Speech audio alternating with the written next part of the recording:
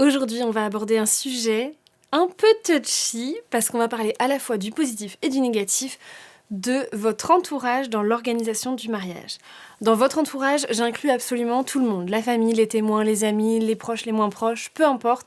On va parler de tout le côté évidemment très positif et de tout cet amour autour de vous, mais on va parler aussi des déceptions. J'en ai déjà parlé dans certaines vidéos, n'hésitez pas à aller les voir si vous voulez des vidéos plus complètes à ce sujet-là, mais aujourd'hui on va aborder de manière très globale l'entourage dans l'organisation de votre mariage. Souvent, les personnes qui vont avoir un vrai rôle dans l'organisation de votre mariage, ça va être la famille, donc les parents, grands-parents peut-être, parfois les frères et sœurs aussi, et puis évidemment vos témoins qui peuvent être de la famille ou des amis. Et puis on peut aussi avoir les garçons et demoiselles d'honneur si vous avez fait le choix d'en avoir. Officiellement, il n'y a qu'un rôle qui est vraiment défini, c'est celui des témoins. Les témoins, officiellement, ils sont là pour témoigner de votre amour et s'assurer que votre mariage est un vrai mariage d'amour. En gros, ils signent à la mairie.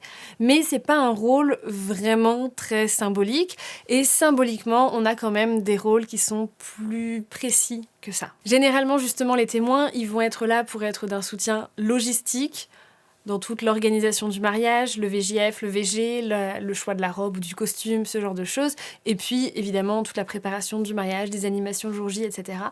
Et surtout, un soutien émotionnel. Et ça, je dirais que c'est presque le rôle le plus important des témoins. D'ailleurs, si ça vous intéresse, j'ai une vidéo complète au sujet des témoins qui devrait vraiment vous plaire et vous aider. Mais les témoins ont vraiment un rôle extrêmement important sur la partie émotionnelle de votre mariage. Les parents, eux, ils vont avoir un rôle un peu plus symbolique. Souvent, on va avoir envie de leur donner une place et eux vont avoir envie aussi de prendre une place dans l'organisation du mariage. Et puis, traditionnellement, ils ont aussi un rôle financier. Alors aujourd'hui, ça évolue un petit peu. Avant, les parents finançaient la totalité du mariage. Aujourd'hui, ils financent en général une partie du mariage à la hauteur de ce qu'ils peuvent ou ce qu'ils ont envie de faire. Et il y a même certains mariés qui choisissent de tout financer par eux-mêmes sans demander quoi que ce soit à leurs parents. Et tout ce qui est frères et sœurs, là, on va être plutôt sur un soutien un peu organisationnel, un peu émotionnel, pourquoi pas. Je dirais un peu au même titre que ce que peuvent faire les témoins, mais souvent un peu moins, parce que si vous ne les avez pas mis comme témoins, c'est peut-être que vous n'êtes pas si proche que ça d'eux. La vraie difficulté, c'est que ces rôles, c'est des rôles un peu traditionnels, symboliques. Il n'y a pas une vraie liste de tâches qui incombent aux parents des mariés, aux témoins, aux frères, aux sœurs. C'est pas si précis que ça, et donc c'est pas parfaitement défini. Et comme c'est pas parfaitement défini, vous pouvez ne pas être sur la même longueur d'onde. Dans un sens comme dans l'autre. On peut se retrouver face à des personnes qui ont envie de s'investir énormément alors que vous n'avez pas envie de leur laisser cette place et que vous avez envie de faire tout par vous-même. Ou on peut aussi se retrouver face à des personnes qui n'ont pas vraiment envie de s'investir et de prendre beaucoup de temps, de place et d'énergie dans votre mariage alors que vous attendiez ça d'eux. Souvent, les conflits vont venir d'attentes qui sont implicites parce que pour vous c'est logique ou pour eux c'est logique, mais ça ne l'est pas dans l'autre sens. Donc c'est extrêmement important de vraiment privilégier la communication et remettre la discussion au centre de votre relation pour vous assurer que tout se passe bien pour les uns comme pour les autres. Si on parle plutôt du côté positif, parce que c'est ce qu'on préfère, et de tout ce que l'entourage peut vous apporter dans l'organisation de votre mariage, déjà dans un premier temps, c'est tout cet amour que vous allez ressentir. Je pense qu'il n'y a pas un jour dans notre vie où on ressent plus d'amour que le jour de notre mariage, le jour et à la fois aussi un petit peu avant. Parce qu'en fait, pendant toute l'organisation, ça va être l'occasion pour les gens qui vous entourent de vraiment s'impliquer et de vous prouver à quel point ils vous aiment. Avec toute leur bienveillance, avec leur présence, avec leurs conseils, avec leur écoute, l'épaule sur laquelle vous allez pouvoir vous appuyer quand vous allez être un peu stressé.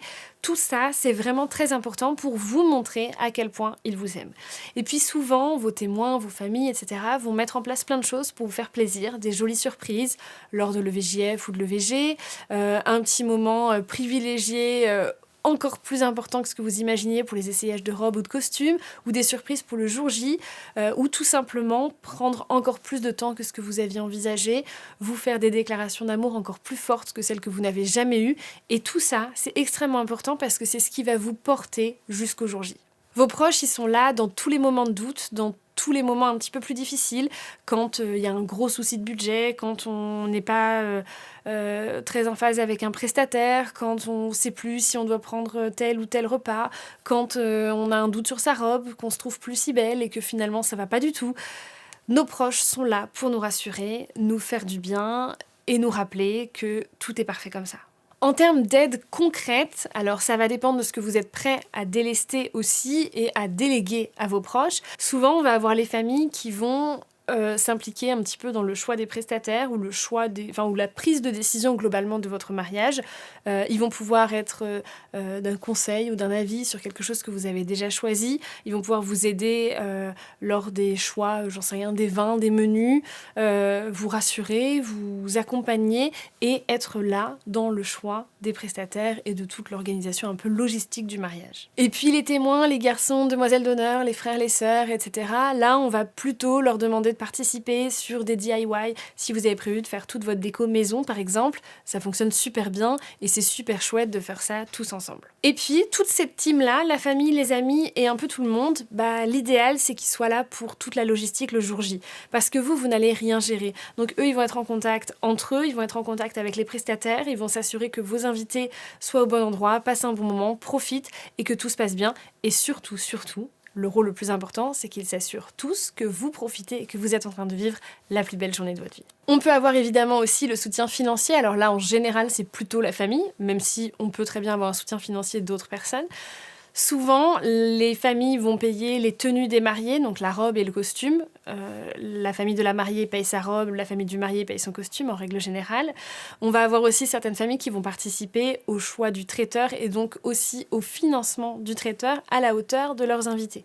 C'est-à-dire que les parents, par exemple, de la mariée vont financer le traiteur pour toutes les personnes de la famille de la mariée, par exemple. Bon, si vous voulez vraiment connaître un petit peu les répartitions traditionnelles de qui paye quoi, j'ai déjà des vidéos à ce sujet-là, donc je vous invite à vous référer à celle-ci. Mais globalement, rappelez-vous qu'il n'y a aucune obligation. Rien ne vous oblige à ce que les parents payent 50% et 50% du mariage comme ça pouvait se faire à l'époque.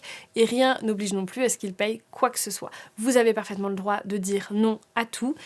Et surtout, gardez en tête que malheureusement, dans une grande partie des cas et dans une grande partie des familles, même si ça n'a rien de sain et que c'est même plutôt toxique, les personnes qui financent ont un peu l'impression que du coup, elles ont le droit de décider. Donc si vraiment vous voulez garder la totale liberté sur ce que vous faites pour votre mariage, vous avez aussi tout autant le droit de refuser une quelconque aide financière. Et alors un autre truc hyper positif, c'est le jour J. Tous les discours, tout l'amour, tous les « je t'aime » que vous allez recevoir alors que vous ne les avez jamais entendus de la part de ces personnes-là, des gens qui vont vous prendre dans les bras alors qu'ils vous ont jamais fait plus qu'une bise. Tout cet amour que vous allez recevoir le jour J, ça, prenez-le et gardez-le bien précieusement parce que c'est certainement la chose la plus belle et la plus forte que vous allez jamais ressentir. Et puis il y a aussi des belles surprises dans l'organisation d'un mariage. On va avoir des personnes dont on se pensait pas si proches qui finalement vont s'impliquer à fond et vont vous prouver tout l'amour qu'ils ont pour vous. On va avoir des discours un peu inattendus d'une personne à laquelle on n'aurait jamais pensé qui finalement vous fait un discours absolument extraordinaire. On va avoir des familles qui se réconcilient par amour pour vous. Par exemple, des parents des mariés qui sont divorcés mais qui ce jour-là vont mettre de côté toute leur rancœur et leur haine pour passer un jour extraordinaire ensemble pour leur fils ou pour leur fille. Ça, c'est absolument extraordinaire. Ça arrive beaucoup plus souvent que ce qu'on peut croire et ça fait du bien. Mais il faut évidemment qu'on parle aussi du négatif. J'ai déjà fait une vidéo beaucoup plus complète sur les tensions et les disputes dans l'organisation d'un mariage, donc je vais pas tout détailler, mais on va parler des sujets de disputes les plus fréquents dans l'organisation d'un mariage avec vos proches. Là, je parle vraiment pas au sein de votre couple, mais avec vos proches. Le plus fréquent, et je dirais presque le plus grave, parce que c'est quand même signe d'une certaine toxicité dans la relation, c'est ce fameux « je paye, donc je décide ». Vos parents vous ont dit qu'ils allaient prendre en charge, j'en sais rien, 30% de votre mariage, ou qu'ils allaient prendre en charge le traiteur pour toute la famille. Et du coup, ils se permettent d'inviter des nouvelles personnes, ou de juger vos invités, ou de dire « bah moi j'aime pas Tata Jacqueline, donc je veux pas qu'elle vienne. Mais moi par contre, j'aimerais bien que, je sais pas, Gérard et Claudette soient là. » Je vous donne des prénoms au hasard évidemment. Ça pique. C'est pareil, on va avoir des parents qui vont dire bah non, mais moi j'aime pas ce photographe, donc je veux pas que vous preniez celui-là, je voudrais plutôt cette personne-là. Moi, le traiteur, d'accord, mais par contre, c'est moi qui choisis le menu et je veux ça. Non. Stop, on arrête ça s'il vous plaît, je vous en supplie. Je sais que c'est extrêmement difficile de faire face à ses parents et de dire stop à ça, mais il faut vraiment que vous le fassiez. Vous pouvez pas vous permettre d'organiser même si c'est pas 100% à vos frais. Vous pouvez pas vous permettre d'organiser le mariage de rêve de vos parents alors que c'est votre mariage. Vous n'aurez qu'une chance, vous n'allez vous marier qu'une fois. Donc vivez-le à fond et vos parents, qui sont censés quand même être des personnes qui vous aiment, sauront le comprendre. Par amour pour vous, ils feront ce que vous avez envie de faire. Des parents sains qui vous aiment vous suivront dans tout ce que vous avez envie d'avoir. Évidemment, financièrement, selon les limites de leurs finances, mais en tout cas, dans les envies, ils ne vous brideront pas sous prétexte que c'est eux qui payent et que ça ne leur plaît pas. Ça, c'est important d'en être conscient. Je ne suis pas en train de dire que c'est quelque chose de facile, ça ne veut pas dire que c'est une discussion facile à avoir avec eux, mais globalement, il vaut mieux avoir moins de monde à son mariage et se brouiller un peu avec sa famille, mais repartir sur des bases saines après le mariage, plutôt qu'accepter des choses qui ne vous correspondent pas et que vous regretterez encore dans 30 ans. Ça va un peu avec, mais le sujet numéro 2, après les finances, c'est la liste d'invités. Parce qu'il faut inviter Tata Monique, parce qu'il faut pas inviter Tonton Jackie, parce que lui, il va avoir un petit coup dans le nez, il va casser l'ambiance. Ou alors sur le plan de table, parce que moi, je veux être à côté de machin, et je veux surtout pas que machin et machin soient côte à côte. Stop! C'est vous, c'est votre mariage, c'est vous qui êtes au centre et c'est vous qui décidez. Ce qui peut être un petit peu compliqué, même si ça reste rare, c'est quand on a des conflits entre les deux familles, la famille du marié et la famille de la mariée. Là, ça peut être assez complexe, donc attention lors du plan de table. Mais sachez une chose, c'est qu'encore une fois, les gens qui vous aiment ne feront jamais d'esclandre le jour de votre mariage et ne tenteront jamais de gâcher quoi que ce soit, au contraire. Autre tension un petit peu trop fréquente avec l'entourage, c'est en fait tout simplement les critiques sur vos choix. Parce que vous n'avez pas coché toutes les cases, vous n'avez pas rempli les traditions, vous n'avez pas suivi ce qu'aurait voulu votre mère, votre sœur ou votre grand-mère, et que on se permet d'avoir un jugement ultra négatif et de critiquer finalement vos choix pour votre mariage. Du genre, vous avez grandi dans une famille catholique et finalement vous choisissez de faire un mariage laïque. Comment ça, vous allez vous marier sans passer à l'église? Ou alors, vous avez grandi avec des parents qui se sont mariés en petit comité, un petit mariage civil et c'est tout. Et puis, ils vont pas comprendre pourquoi vous voulez faire un mariage civil et 3 semaines après, faire un énorme mariage religieux avec 200 personnes. C'est pas grave si les gens ne comprennent pas. On ne leur demande pas de comprendre, mais simplement d'accepter que c'est votre volonté. Finalement, ils vont passer un bon moment, ça c'est sûr, et surtout, s'ils vous aiment, ils seront contents pour vous. Et c'est ça le plus important. Et puis évidemment, il y a tout le sujet des traditions, les traditions familiales bien sûr, mais aussi les traditions religieuses et culturelles qui peuvent un petit peu diviser dans les familles. Alors là, en général, c'est plutôt au sein de la famille qu'avec les amis, mais ça peut être assez compliqué. Essayez vraiment de prendre du recul, de parler calmement, de discuter, et d'avoir une communication vraiment claire et simple pour dire que c'est ce que vous voulez pour votre mariage et que ce sera comme ça. Et alors, vous avez certainement déjà entendu cette phrase qui dit que le mariage fait du tri, c'est un fait. Ça, c'est sûr, c'est un fait avéré. Je pense que je ne connais pas un seul mariage dont les mariés n'ont pas dit qu'ils avaient au moins perdu une personne pendant l'organisation de leur mariage. Alors, de manière plus ou moins dramatique, bien évidemment, mais en tout cas, que ce soit la famille, les amis, plus ou moins proches, ça arrive à tout le monde, on y passe tous, et finalement c'est pas si grave parce que ça nous permet aussi de repartir sur des bonnes bases pour cette nouvelle vie de mariée. On va partir avec des gens qui nous aiment vraiment. Alors j'ai fait mes petites recherches, et finalement les disputes qui reviennent le plus souvent, c'est les deux mères des deux mariés l'une contre l'autre. Genre la mère versus la belle-mère. Je savais même pas, j'avais pas trop envisagé le truc, mais en fait, après avoir recherché et avoir vu ces statistiques, je me suis rappelé que c'est un truc qui quand même arrive assez souvent dans ce que vous me racontez.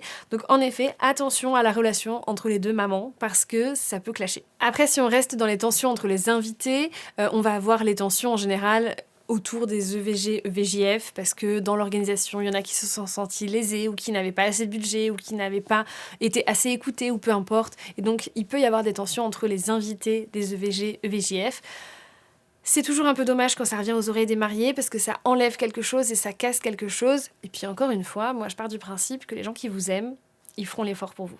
Et puis alors bien sûr, on va avoir tout ce qui est famille séparée, recomposée, les parents qui viennent de divorcer ou les enfants... bon bref, là ça peut être un petit peu compliqué. Et malheureusement, c'est un petit peu dépendant de chaque famille puisqu'il y a des familles dans lesquelles ça se passe très bien et d'autres beaucoup moins. Essayez simplement de vous arranger pour que tout se passe le mieux possible et de faire un plan de table qui est adapté à la situation parce que vous la connaissez. Et puis toujours dans les disputes, on va avoir les disputes entre vous les mariés et d'autres invités. Alors il va y avoir les disputes avec vos parents parce que justement vous avez dit non quand ils voulaient inviter Tata Jacqueline ou parce que vous avez dit non pour faire telle animation qui vous rebute et que vous ne voulez absolument pas pour votre mariage. Il va y avoir évidemment les disputes avec les personnes qui auraient aimé être témoins ou qui pensaient l'être et qui finalement ne le sont pas et qui sont jaloux. Là, je pense qu'il faut simplement être très diplomate et expliquer les choses. Voilà, pourquoi j'ai choisi telle personne en tant que témoin et pourquoi toi, tu n'as pas été choisi. Et puis cette personne-là, si elle n'est pas capable de le comprendre, vous aurez la confirmation que ce n'était pas une bonne personne pour être témoin. On peut avoir aussi des disputes avec les témoins. Et là, c'est assez difficile parce que c'est un rôle extrêmement important que vous leur avez confié. Les disputes, elles peuvent être dans un sens comme dans l'autre parce que vous trouvez qu'ils ne s'impliquent pas assez ou parce que eux aimeraient s'impliquer plus mais vous ne leur laissez pas de place. Dans un cas comme dans l'autre, alors c'est souvent le premier cas, les mariés qui reprochent aux témoins de ne pas s'impliquer assez, mais dans tous les cas c'est compliqué, il faut vraiment réussir à communiquer et surtout vous rappeler que ce n'est pas parce que vous aviez annoncé à une personne qu'elle allait être témoin qu'elle doit rester témoin jusqu'au jour du mariage. Si vraiment vous vous rendez compte que vous n'êtes pas en phase dans l'importance de sur l'importance de ce rôle, ce n'est pas grave d'annuler le rôle de témoin. Et alors du coup, comment on gère toute cette partie négative? Parce que l'amour et le positif, ça je pense que vous savez le gérer, mais le négatif, comment on gère ça? Première chose extrêmement importante, votre couple doit être un bloc, un roc. Vous n'êtes pas deux, vous êtes un. Et vous devez absolument être en accord. C'est-à-dire que vous ne prenez jamais une décision l'un sans l'autre. Si les familles disent non mais tu devrais faire ci, tu devrais faire ça, la réponse, si les deux ne sont pas là, c'est je vais en discuter avec lui, je vais en discuter avec elle, et on vous dira une fois que c'est fait. Et même si d'ailleurs vous êtes là tous les deux, c'est de dire on en discutera tous les deux, et ensuite on vous donnera la réponse. Mais vous prenez des décisions uniquement à deux. Vous êtes un bloc, vous êtes un roc, et c'est vous contre le reste du monde. C'est pour ça que c'est vous qui vous mariez d'ailleurs. Deuxième chose extrêmement importante, pour éviter tous les non-dits, tous les trucs un peu implicites, où je pensais que c'était clair pour toi mais ça l'était pas, on communique, on discute. On dit très clairement ce qu'on attend de chacun, ce qu'on ne veut pas que chacun fasse, quelles sont les limites qu'on pose, et c'est à nous, en tant que mariés, de poser ces limites. Les limites, il faut les poser à la fois avec vos familles, mais aussi avec vos témoins, vos garçons, demoiselles d'honneur, et avec tous vos invités. N'hésitez pas à reprendre les choses très calmement, à écrire les choses, à faire des documents très clairs. Si vous avez besoin, j'ai pas mal de templates que je vous propose directement dans mon livre ou sur mon site internet. Mais vraiment, n'hésitez pas à poser les choses de façon très claire pour que les choses soient plus simples et plus comprises par vos invités. Plus ce sera compris, plus vous avez de chances que tout se passe parfaitement bien. Si ils ont compris ce que vous attendiez mais que ça ne leur correspond pas, ils sauront aussi vous le dire et là, vous pourrez trouver peut-être un compromis. Un petit conseil que je vous ai déjà donné, c'est de ne jamais attaquer frontalement les personnes, même si vous estimez qu'elles sont en tort. L'objectif, c'est pas de les accuser ou de dire qu'elles ont mal fait, on ne dit pas « vous n'avez pas fait ça » ou « vous deviez faire ça », mais on dit plutôt « nous, on aurait aimé ça, on avait compris que vous alliez faire ça ». Pour nous, c'est important de faire ça. On se met nous, donc je ou nous, mais là c'est nous parce que vous êtes deux, on se met nous au centre et non pas la personne qu'on est en train d'accabler.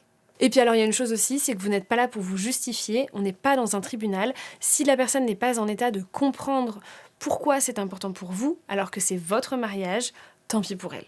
À un moment ou un autre, vous allez forcément faire face à des critiques, plus ou moins graves, plus ou moins importantes, qui vont vous toucher plus ou moins. Je dirais qu'il y a 3 manières d'y réagir. La première, c'est d'ignorer complètement. Vous ne répondez pas et vous faites comme si vous n'aviez pas entendu, vous passez complètement au-dessus pour montrer que c'est inutile d'en parler. La deuxième, c'est de dire merci, c'est gentil d'avoir donné ton avis, mais on va pas faire comme ça, parce que c'est notre mariage. Et c'est tout.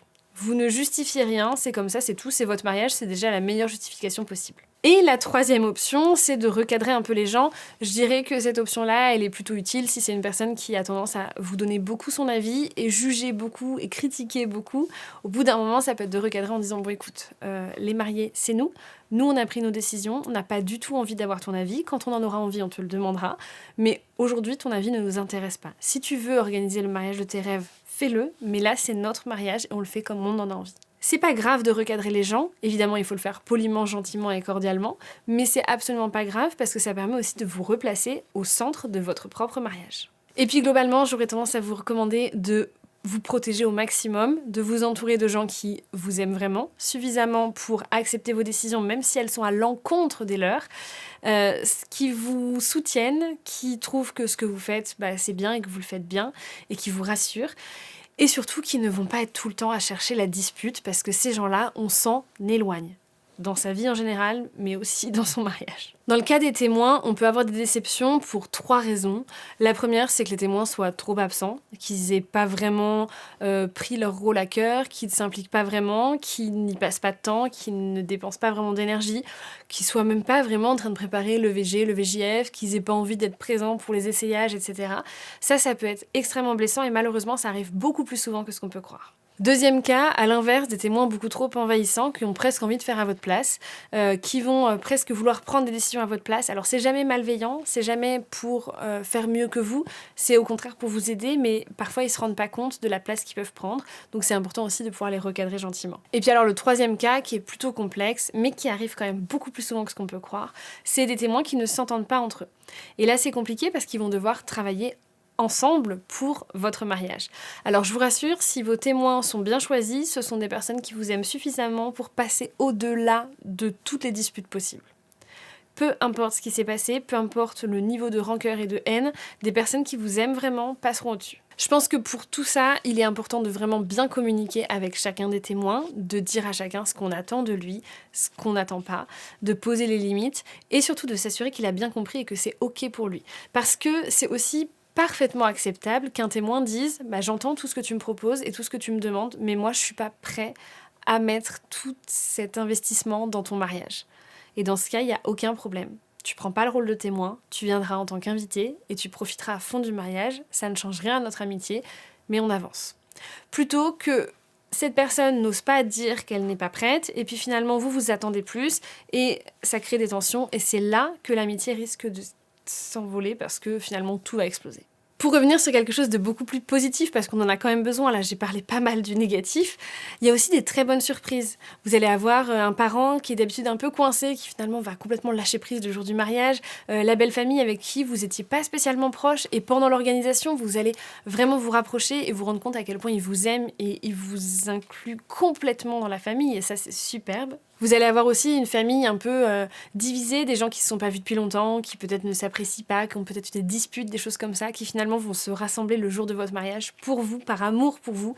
Et ça, c'est la plus belle preuve d'amour et qu'est-ce que ça fait du bien. Et puis évidemment, dans toute cette organisation et le jour J, vous allez avoir de très belles surprises, des amis, des personnes un peu moins proches, peut-être même simplement des connaissances ou des collègues, sur qui vous n'auriez pas vraiment compté, à qui vous n'auriez pas vraiment donné un rôle très important et qui finalement vont prendre une vraie place et vous montrer à quel point ils vous aiment pendant toute l'organisation et tout le jour J de votre mariage.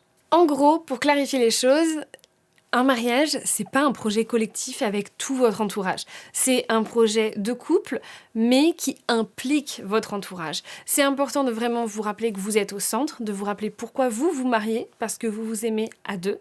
Et c'est pas grave si tout le monde ne vous aime pas comme ça, c'est pas grave si tout le monde n'a pas les mêmes envies que vous, c'est votre mariage, c'est vous qui choisissez et ça ne regarde personne d'autre. J'espère que cette vidéo vous aura fait du bien, qu'elle vous aidera à y voir un petit peu plus clair et peut-être qu'elle vous aidera à mieux communiquer avec vos proches pour vous assurer que tout se passe bien et éviter des tensions inutiles.